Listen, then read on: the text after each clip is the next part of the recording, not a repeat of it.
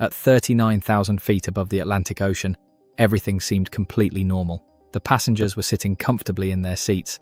The crew was doing their usual work. Outside the windows there was nothing but endless ocean. No cities, no roads, no airport anywhere nearby. Just thousands of feet of empty air between the aircraft and the Atlantic. Nobody on board knew that their flight was slowly running out of fuel. And the strangest part was that the pilots didn't know it either. Air Transat Flight 236 had left Toronto on August 24, 2001, heading toward Lisbon, Portugal. There were 293 passengers and 13 crew members on board an Airbus A330. For everyone on the aircraft, it was supposed to be an ordinary long-distance flight. But before the aircraft even left Toronto, a small maintenance mistake had already created a problem that would eventually put every person on board in danger. During maintenance, the aircraft's number 2 engine had been replaced. An incompatible hydraulic tube assembly was installed during that work. At the time, nothing appeared to be wrong. There was no dramatic warning, no alarm telling anyone that the aircraft had a serious problem. But later, during the flight, components inside the engine area came into contact with each other. Eventually, a fuel tube fractured. Fuel began leaking from the aircraft. The passengers couldn't see it. The crew couldn't see it.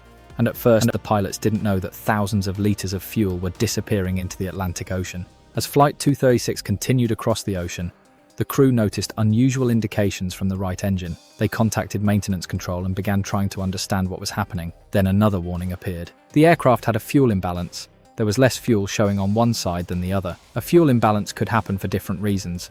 So the crew initially believed they were dealing with a problem inside the fuel system rather than a major leak. They opened the crossfeed and changed the fuel pump configuration, but they were looking at the wrong problem. The aircraft wasn't simply carrying its fuel unevenly, it was losing fuel, and it was losing it quickly. As the flight continued, the fuel numbers kept falling. The pilots began to realize that something was seriously wrong. The amount of fuel remaining was no longer what they expected. The aircraft was running out of fuel much faster than it should have been. Lisbon was no longer a realistic destination. The pilots needed somewhere much closer. Their best option was Lajes Airport in the Azores, a group of islands in the middle of the Atlantic Ocean. The pilots turned toward the Azores, but there was a problem. They were still losing fuel. Every minute mattered. The crew contacted air traffic control and declared an emergency. The aircraft continued toward the islands, but the fuel situation was becoming critical. Then, at around 6:13 in the morning, the right engine stopped. The aircraft had lost one engine, but the pilots still had the second one. They could keep flying.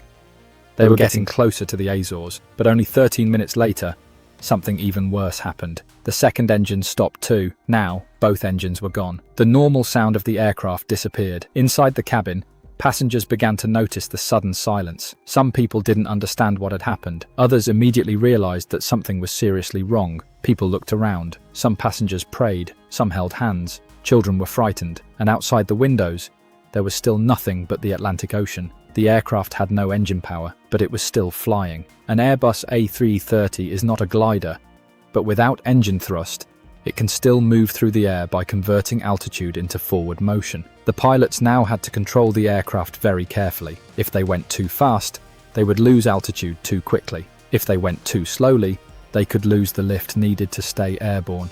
Every decision mattered, every second mattered. And Captain Robert Pichet had something in his background that would now become extremely important. Before becoming an airline pilot, Pichet had experience flying gliders. A glider has no engine. It stays in the air through careful control of speed, altitude, and the surrounding air. Years earlier, that experience may have seemed like just another part of his flying career. Now, thousands of feet above the Atlantic, it was suddenly one of the most valuable skills he had ever learned. But knowing how to glide was only part of the problem. The pilots still needed to reach the runway. Lajes Airport was somewhere ahead. Air traffic control was helping guide them toward the island.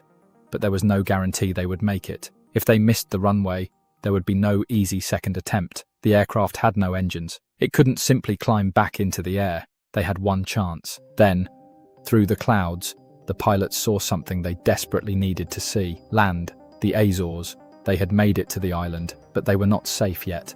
The aircraft still had to reach the runway. The pilots continued descending. The runway was getting closer. They carefully positioned the Airbus for the approach. There was no engine thrust available to help them correct their speed or altitude. They had to get it right. Then the aircraft touched down. The landing was extremely hard. The tires were damaged and deflated. Smoke appeared around the landing gear. The aircraft shook violently as it moved down the runway. Emergency vehicles were already waiting nearby. Everyone watching knew that the situation could still turn into a disaster, but the aircraft continued forward. Its speed began to drop, and finally, it stopped. For a moment, nobody moved. Then the passengers began to realize what had just happened. They had survived. All 306 people on board were alive. An Airbus A330 had crossed part of the Atlantic without engine power and landed at Lajes Airport. There were injuries during the evacuation, but there were no fatalities. A flight that had come dangerously close to disaster had somehow ended with everyone alive. But the story didn't end on the runway. Investigators now had to understand how a modern passenger aircraft could run out of fuel over the Atlantic. And what they discovered was a chain of events that had started before the flight even began. The maintenance work had introduced an incorrect component configuration that eventually contributed to a fuel leak. During the flight, the crew initially believed they were dealing with a fuel imbalance and did not immediately recognize that fuel was escaping from the aircraft. The fuel continued to disappear, and by the time the crew understood how serious the situation was, there was not enough fuel left to keep the engines running.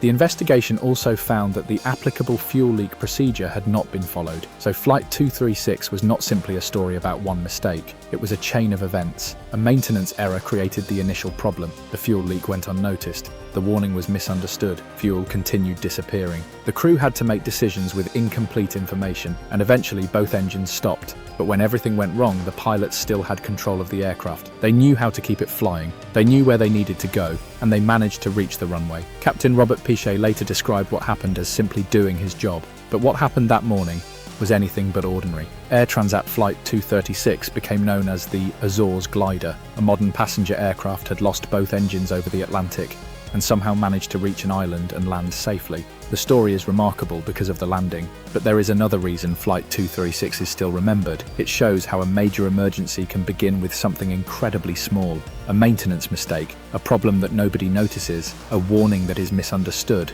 a decision made with limited information, and then, suddenly, everything changes. On that morning in 2001, 306 people were flying thousands of feet above the Atlantic Ocean when their aircraft lost both engines. There was no way to simply restart them. There was no nearby airport they could easily reach. There was no second chance waiting for them. There was only the aircraft, the pilots, the people on board, and a runway somewhere ahead on a small island in the middle of the ocean. And somehow, they made it. All 306 people survived. That is why Air Transat Flight 236 remains one of the most incredible survival stories in aviation history. Sometimes the most remarkable stories aren't about avoiding a disaster.